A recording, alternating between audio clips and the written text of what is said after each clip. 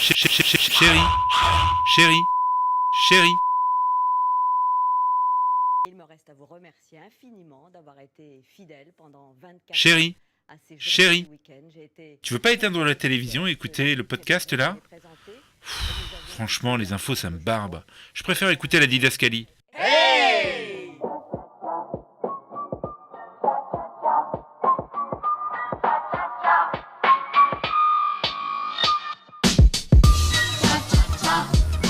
Non mais alors, attendez, mais c'est déjà le numéro 5 de Didascalie? Bon bah alors pour fêter ça, je vais vous montrer ma tête. Non allez, je rigole, pour les 100 abonnés peut-être, enfin... bonjour, qui êtes-vous? Ah bah très bien, vous prenez le contrôle de mon émission, non mais allez-y, hein, faites comme chez vous.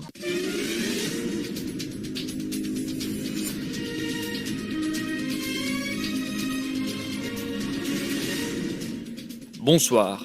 À la une des actualités ce soir, la guerre dans un pays un peu loin, au Moyen-Orient, qui a fait 10 000 morts depuis 2 jours, continue. Un reporter nous donnera des informations plus amples sur ce carnage. Autre actualité ce soir, un présumé djihadiste s'est fait sauter dans une synagogue il y a 2 heures dans une ville européenne proche de chez toi, faisant 16 morts et 40 blessés. On revient sur cet acte barbare qui a fait frémir l'opinion publique. Affaire maintenant, le jugement sur ce que l'on appelle le plus grand des pédophiles vient de se terminer. Le pédophile a finalement été relâché. Enfin, on ne sait pas trop, on verra avec nos reporters qui est sur place. Enfin, et pour terminer sur une note plus joyeuse, le gouvernement a annoncé vouloir fermer ses frontières en construisant des murs faisant du pays de ton enfance un bunker géant. Nous reviendrons sur cette annonce qui fait du bien.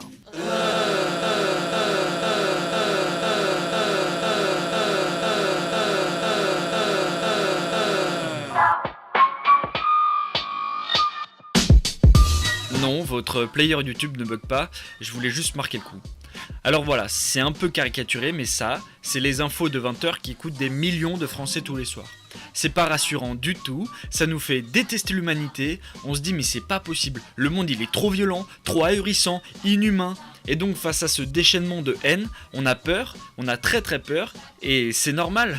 Ah, tu es là, monsieur les chiffres. Ah, tu peux nous redonner un peu le moral là, parce que là, moi, je viens de voir les informations et j'ai pas franchement envie de continuer à animer ce podcast. Bah alors, salut les rés, moi c'est les chiffres.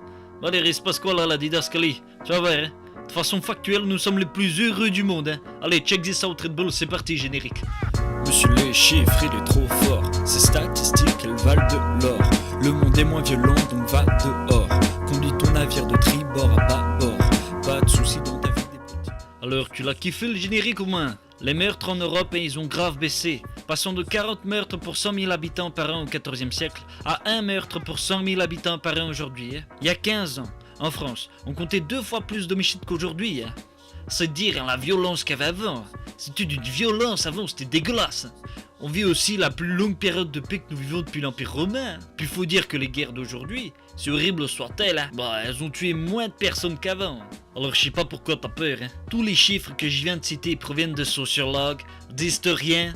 Alors en vrai, le monde d'aujourd'hui il est beaucoup moins violent qu'avant. Hein. Il y a pas photo, hein. Faut sourire, hein. De toute façon, t'es moche quand tu fais la gueule. Hein. Allez, j'espère que tu vas mieux la didascalie. Hein. Tu passeras faire un tour à Bruxelles. Allez, la bise. Pardon pour cette action, hein. Je voulais rendre hommage à une partie de ma famille. Amen.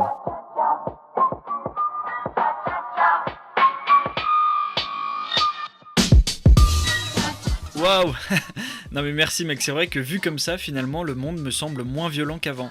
Alors la plupart de ces chiffres proviennent d'un livre, celui de Steven Pinker, un beau gosse américain à la chevelure blonde, qui s'intitule The Better Angels of Our Nature, The Decline of the Violence in History and Its Causes. En gros, pourquoi il y a moins de violence qu'avant. Donc il a été publié en 2011 et il nous raconte que le monde n'a jamais été aussi en paix qu'aujourd'hui, et ça c'est pas mal.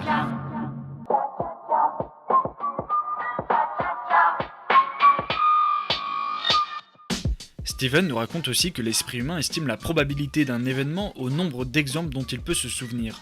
En clair, si vous regardez exclusivement BFM TV, lisez des thrillers et écoutez La Marche de l'Histoire sur Inter, il y a de quoi devenir dépressif, parano et profondément pessimiste. Ça me fait penser à une interview de Simone Veil qui imaginait en 1975 les gens de l'an 2000.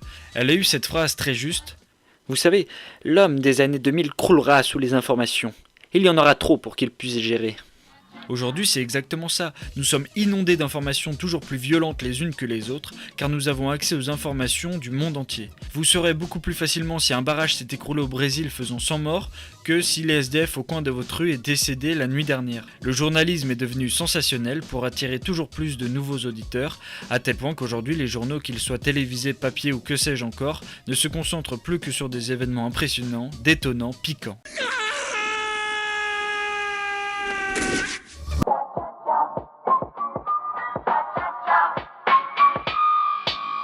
Les faits divers à la base, dans l'âge d'or de la presse, donc de 1880 à 1910, ne représentaient qu'une petite colonne. Aujourd'hui, c'est l'inverse. Frissonnez, amis lecteurs, devant les dernières nouvelles du procès à la mode, du dernier tueur, du fou. Vous n'arriverez jamais à soutenir le regard face à l'immondice. Il faut donc faire attention à ce que l'on lit et ne pas essayer de satisfaire à chaque fois sa curiosité mal placée. Inconsciemment ou sciemment, ces faits nous conditionnent, nous font craindre des réalités qui n'existent pas. Pour prendre un exemple, c'est dans les campagnes françaises, là où les réfugiés sont le moins présents, que le Rassemblement national a fait le plus de voix en 2017. Hashtag déconstruction de la réalité. Pour une fois, messieurs, dames, je peux vous répondre. Non, le monde n'est pas plus violent qu'avant. Le monde est beaucoup plus en paix qu'avant. Alors évidemment, j'ai une pensée sincère pour tous les peuples opprimés, pour toutes les communautés qui luttent encore pour leur droit à vivre décemment. Mais je veux finir sur une note d'espoir, car contrairement à la société individualiste que l'on nous vend en permanence, les élans de solidarité sont toujours de plus en plus nombreux. Aider un humain, quelle que soit sa singularité, est devenu normal pour la majeure partie de la population. Nous devons être unis ensemble face à des changements qui viennent dépasser la question des frontières. Mesdames, messieurs, n'ayez plus peur. Un monde de découverte et de paix s'offre à vous. Marchez jusqu'au bout du monde, vous verrez qu'il n'est pas violent. Bon, chérie, tu vois, on a bien fait d'écouter ce podcast.